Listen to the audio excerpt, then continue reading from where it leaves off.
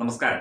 നേരത്തെ ഒരു വീഡിയോയിൽ വെളിച്ചെണ്ണയിലും മറ്റ് എണ്ണകളിലും ചേർക്കുന്ന മായത്തെക്കുറിച്ച് അതിന്റെ നമുക്ക് ലഭ്യമായ വിവരങ്ങൾ സഹിതം ചില അറിവുകൾ വെച്ചുകൊണ്ടും ഒരു ഫേസ്ബുക്ക് പോസ്റ്റ് അധികരിച്ചുകൊണ്ടും ഒരു വാർത്ത ചെയ്തിരുന്നു. ഇപ്പോൾ പാലാണ്. നമ്മുടെ നാട്ടിൽ എത്ര ക്ഷീരകർഷകരുണ്ട്, അല്ലെങ്കിൽ എത്ര ലിറ്റർ പാല്, അതായത് യഥാർത്ഥ പശുവിന്റെ പാല് സംഭരിക്കുന്നുണ്ട്? മിൽമ എന്ന് പറയുന്ന പൊതുമേഖലാ സ്ഥാപനം എത്ര ലിറ്റർ പാല് സൊസൈറ്റികൾ വഴി ശേഖരിക്കുന്നുണ്ട്?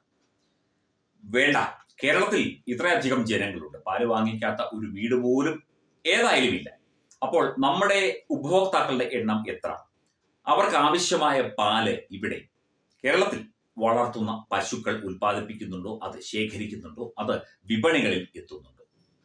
ഇല്ല എന്ന് തന്നെയാണ് നമുക്ക് മറുപടി പറയാനുള്ളത്. തീർച്ചയായിട്ടും വ്യക്തമായ അന്വേഷിച്ച ശേഷമാണ് പറയുന്നത്. മിൽമ ശേഖരിക്കുന്ന പാലുകൾ ഏതാണ്ട് ഒരു 40 മുതൽ 60% വരെ ലഭ്യത മാത്രമേ പൂർത്തീകരിക്കുന്നുള്ളൂ. ബാക്കി പാലിനായി മിൽമ എന്താണ് ചെയ്യുന്നത്?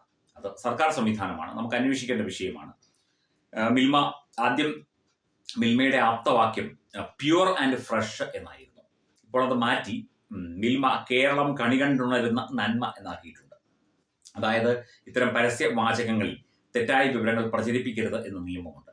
അപ്പോൾ പ്യുവർ ആൻഡ് ഫ്രഷ് എന്ന് പറഞ്ഞാൽ ഏറ്റവും ശുദ്ധമായ പാല്, ഏറ്റവും ഫ്രഷായി കിട്ടുന്ന, ഏറ്റവും അടുത്ത് കറന്നെടുത്ത പാല് എന്നുള്ളതാണ്. അപ്പോൾ അതല്ല എന്ന് തന്നെ മനസ്സിലായി. അതുപോലെ നെയ്യിലും മറ്റ് പദാർത്ഥങ്ങളിലുമൊക്കെ എന്തൊക്കെ രാസപദാർത്ഥങ്ങളാണ് മിൽമ ഉൾപ്പെടെയുള്ള കമ്പനികൾ ചേർക്കുന്നത്. മാത്രമല്ല തമിഴ്നാട്ടിൽ നിന്നും കർണാടകയിൽ നിന്നും ഒക്കെ തന്നെ വരവ് പാലുകൾ എന്ന് പറയുന്ന സംവിധാനം അതിർത്തികൾ വഴി കടന്നു വരുന്നുണ്ട്. അതിനൊക്കെ നിരവധി പേരുകളുണ്ട്. അതിൽ പാലിന്റെ ഒന്നും ഒരംശം പോലും ഇല്ല എന്നുള്ളതാണ് യാഥാർത്ഥ്യം. വെളുത്ത നിറമുള്ള ഒരു വെള്ളം, പാലിന്റെ രുചിയുള്ള ഒരു വെള്ളം.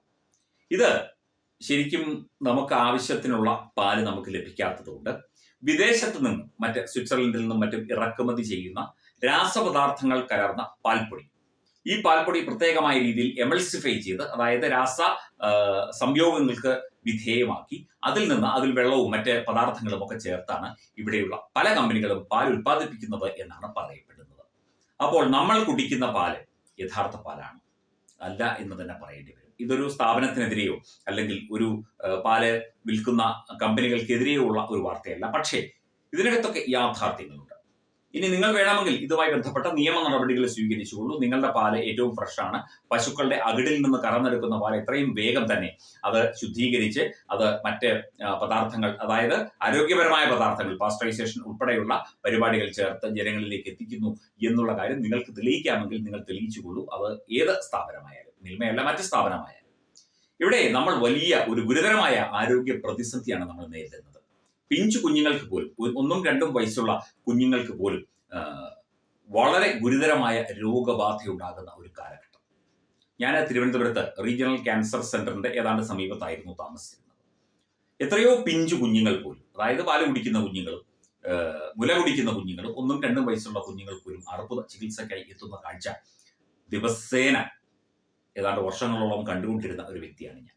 അപ്പൊ ഇതിനൊക്കെ കാരണം എന്താണ്? ആഹാരമാണ് എല്ലാത്തിനും പ്രശ്നം.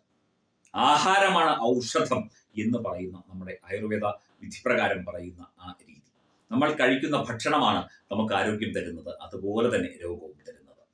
ഇന്ന് എല്ലാത്തിലും മായമാണ്. എണ്ണകളുമായി ബന്ധപ്പെട്ട ഒരു വാർത്ത നമ്മൾ ചെയ്തിരുന്നല്ലോ. അതുപോലെ പാലിലും നെയ്യിലും മറ്റ് ഭക്ഷണ പദാർത്ഥങ്ങളിലും ഒക്കെ തന്നെ വ്യാപകമായി മായവും രാസപദാർത്ഥങ്ങളും ചേർക്കുന്നു എന്ന ഗുരുതരമായ റിപ്പോർട്ടുകളാണ് പുറത്തു വരുന്നത്. അത് പരിശോധനാ വിധേയമാക്കേണ്ട സർക്കാർ സംവിധാനങ്ങൾ എന്തുകൊണ്ട് അതൊന്നും ചെയ്യുന്നില്ല? ഇവിടുത്തെ കേരളത്തിലെ വരും തലമുറയുടെ അടക്കമുള്ള ആരോഗ്യ പരിപാലന രംഗത്ത് ഉത്തരവാദിത്തപ്പെട്ട സംവിധാനങ്ങൾ എന്തുകൊണ്ട് പ്രവർത്തിക്കുന്നില്ല? മായം ചേർക്കൽ നിരോധന നിയമം നിലവിലുള്ള ഈ സംസ്ഥാനത്ത് എന്തുകൊണ്ട് അതൊന്നും നടപ്പിലാവുന്നില്ല, അല്ലെങ്കിൽ നടപ്പിലാക്കുന്നില്ല എന്ന ചോദ്യം പൊതുസമൂഹം ഉറക്കെ ചോദിക്കണം. വരും തലമുറയെ രോഗാതുരമായ ഒരു തലമുറയാക്കി മാറ്റാൻ, രോഗികളാക്കി മാറ്റാൻ, ഗുരുതര രോഗബാധ മൂലം അകാല മൃത്യുകൾ സംഭവിക്കുന്ന ഈ നാട്ടിൽ, ഇത്തരം ആരോഗ്യ പ്രശ്നങ്ങൾ ഉടലെടുക്കുന്ന ഈ നാട്ടിൽ എല്ലാത്തിനും കാരണം ഇത്തരം മായം ചേർക്കലുകളാണ്. അത് ചക്കിലട്ടിയ വെളിച്ചെണ്ണയായാലും, പാൽപ്പൊടിയും മറ്റ് രാസപദാർത്ഥങ്ങളും കലർത്തിയ പാലുകളായാലും, പാരഫിൻ വാക്സും മറ്റ് പദാർത്ഥങ്ങളും കലർത്തിയ നെയ്യായാലും, മറ്റെന്ത് ഭക്ഷണ പദാർത്ഥമായാലും, മായം ചേർത്ത് സാധനങ്ങൾ വിൽക്കാൻ എളുപ്പമാണ്, ലാഭവുമുണ്ട്. പക്ഷേ അനുഭവിക്കുന്നത് മുഴുവൻ സാധാരണക്കാരായ പാവപ്പെട്ട ജനങ്ങളാണ് എന്നുള്ള കാര്യം ഈ കാപാലികന്മാരായ കച്ചവടക്കാരും അല്ലെങ്കിൽ ഇതിന്റെ നിർമ്മാതാക്കളും ഒക്കെ മനസ്സിലാക്കുന്നുണ്ടായിരിക്കും. പക്ഷെ അവർക്ക് പ്രാമുഖ്യം കച്ചവടം, പണമുണ്ടാക്കൽ എന്നത് മാത്രമാണ്. സർക്കാർ സംവിധാനങ്ങൾ ഉണർന്ന് പ്രവർത്തിച്ചില്ലെങ്കിൽ നമ്മുടെ വരും തലമുറകൾ വലിയ വലിയ രോഗബാധയാൽ കഷ്ടപ്പെട്ട് അകാല മൃത്യു വരിക്കുന്ന അവസ്ഥയിലേക്ക് എത്തും എന്നുള്ള കാര്യത്തിൽ സംശയമില്ല. Edubix online executive education, focus physiotherapy centre Pattom, Unnat engineering Gujarat, തീർത്ഥയാത്ര.com, അയൺ ബിൽഡ് ഗുജറാത്ത്.